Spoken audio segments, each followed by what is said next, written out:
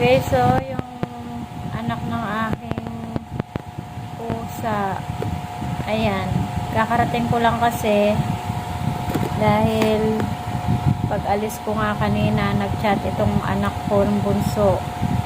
Makita na lang daw niya dito na hindi na halos humihinga, naghihingalo na.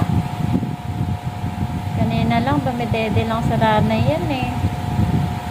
Pinanganak yan siya ng July 1. Tatlo yata o 4 silang magkakapatid na pinanganak nga.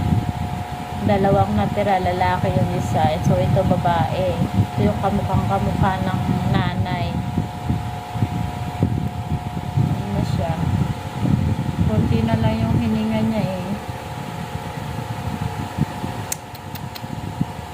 Lagi na lang namamatayan ng mga anak yung aking pusa, yung pinakananay. Chong. Ano.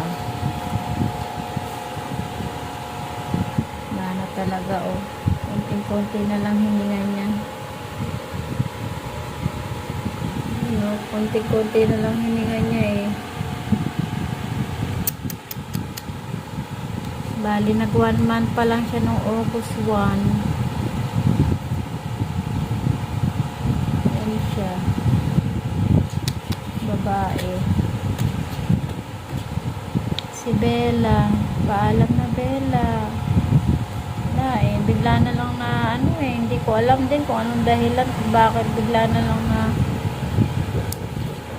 ganyan siya eh.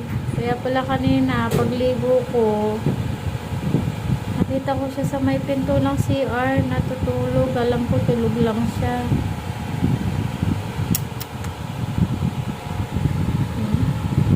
Lalo na talaga.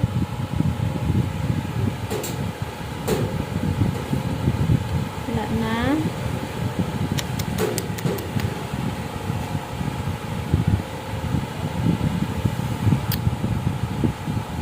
Ay, sorry Bella.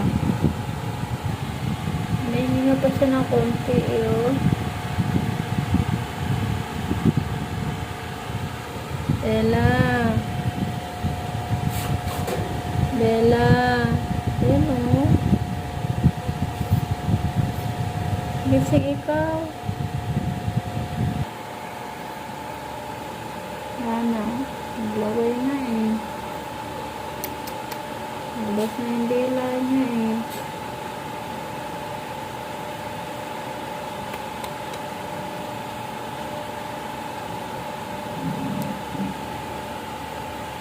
Hindi na huminga, no? Wala na ba? Hindi na huminga. Ayun, meron pa isang hinga. Ayun, no? Nakahulit na niya yun.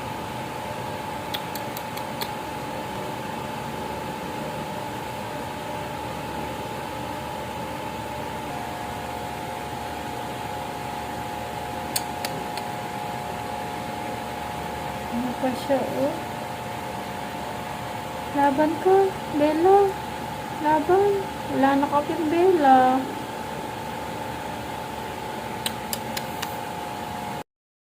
Sorry, Bella. Ayan na, tuluyan na siyang namatay, guys. Kagabi, naging okay pa siya. Pilit siyang lumalaban kagabi hanggang kaninang umaga. Ayan. Okay pa siya, nakadede pa siya ng ilang beses sa nanay, tapos kumain pa siya ng cat food, tapos uminom ng tubig.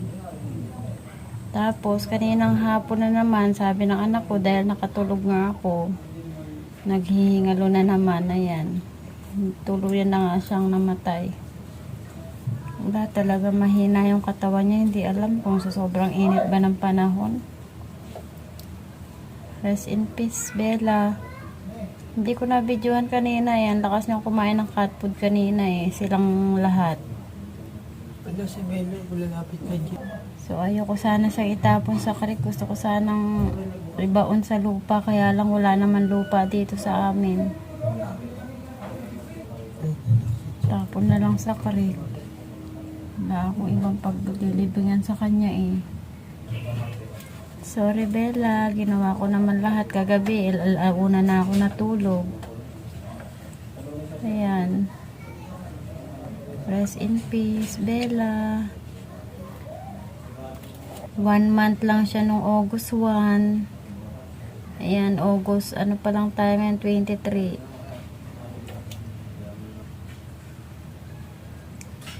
Hindi man lang siya inabot ng 2 months.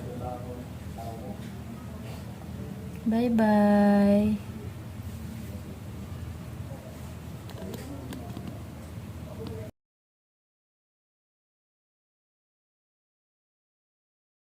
Ayan. Nandito na siya sa dustpan eh.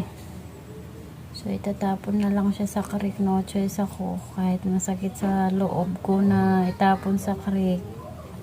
Wala nang iba talagang paglilibingan. Bye na ulit, Bella. Rest in peace.